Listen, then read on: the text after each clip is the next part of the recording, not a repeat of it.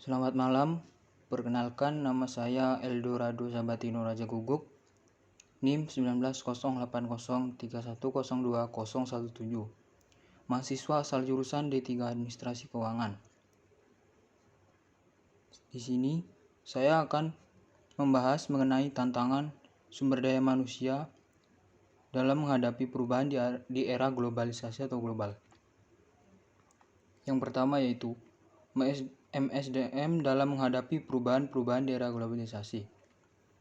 Adanya perkembangan global secara langsung dan tidak langsung juga memiliki pengaruh terhadap organisasi dan manusia di dalamnya. Perkembangan global memiliki pengaruh yang besar terhadap perkembangan ilmu MSDM karena pada dasarnya memang perubahan itu terjadi pada segenap manusia yang selama ini berada dalam organisasi-organisasi. Sumber daya manusia memanfaatkan perubahan tersebut bagi kepentingan organisasi dan anggota-anggota di dalamnya.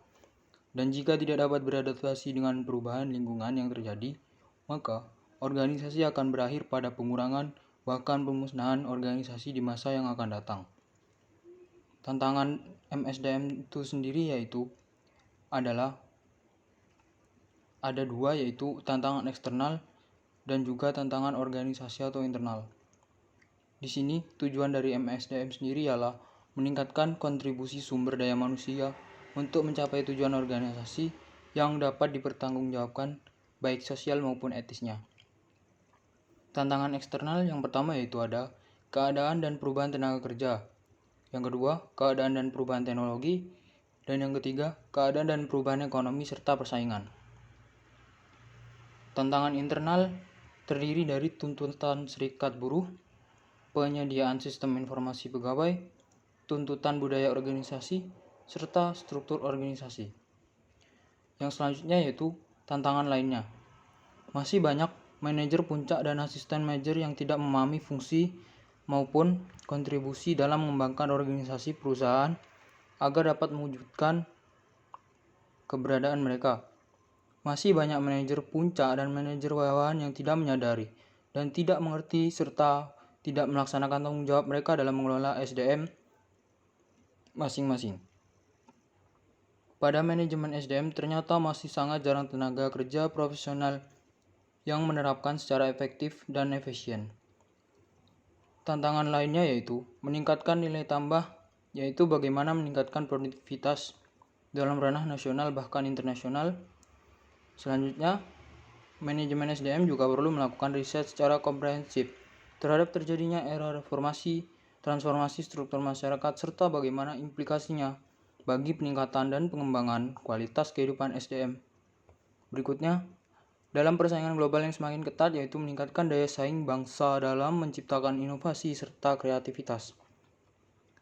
Tantangan kemajuan teknologi yang memberi dampak terjadinya perubahan pada industri secara keseluruhan maupun rancangan pengaturan kegiatan serta mendaya gunakan SDM yang mengikuti perkembangan zaman.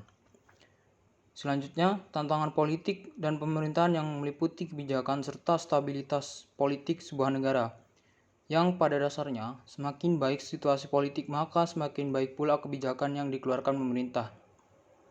Adapun yang terakhir yaitu tantangan undang-undang terkait dengan ketenaga kerjaan yang mengatur batasan masalah pekerjaan, jam kerja, upah minimum, jaminan sosial, hingga peraturan-peraturan lain yang mengatur pekerja ataupun karyawan dan semakin berpihak pada UU, maka pekerja akan memiliki tingkat pekerjaan yang juga semakin baik.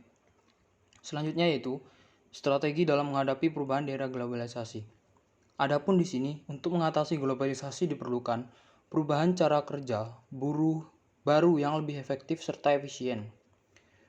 Apabila perubahan tersebut dikelola oleh manajemen SDM yang baik, maka dapat meningkatkan kreativitas serta pertumbuhan akan terjadi dan juga dapat membantu pembangunan dalam rangka menghadapi kehidupan masa depan.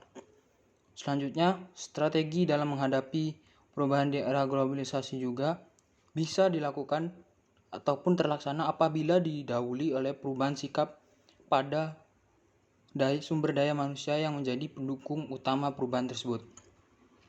Oleh karena itu, diperlukan nilai-nilai baru yang kemudian akan dilatih, dilaksanakan, serta dijadikan kebiasaan kerja dan akhirnya menjadi budaya kerja yang baru.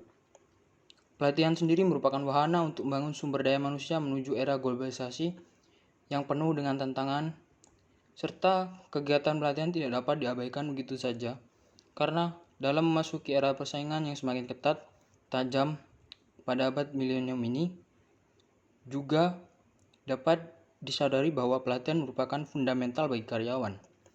Terakhir yaitu pengembangan sumber daya manusia.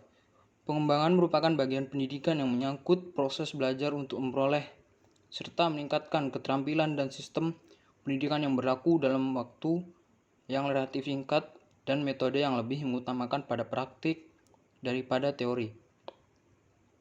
Dan keterampilan meliputi physical skill, intellectual skill, social skill, managerial skill, dan lain-lain. Adapun langkah yang dapat diambil ataupun diterapkan yang pertama yaitu pihak yang diberi pelatihan atau SDM ini harus memiliki motivasi untuk belajar. Yang kedua, pelatih harus mempunyai kemampuan untuk belajar. Yang ketiga, proses pembelajaran harus dapat dipaksa ataupun diperkuat. Yang keempat, pelatihan harus menyediakan bahan yang dapat dipraktikkan atau diterapkan. Yang kelima, bahan yang dipresentasikan memiliki arti yang lengkap. Dan materi juga harus memiliki arti yang lengkap serta memenuhi kebutuhan. Terima kasih. Sekian yang dapat saya sampaikan. Apabila pendapat saya memiliki perbedaan ataupun bertentangan dengan pendapat saudara, maka saya mohon maaf.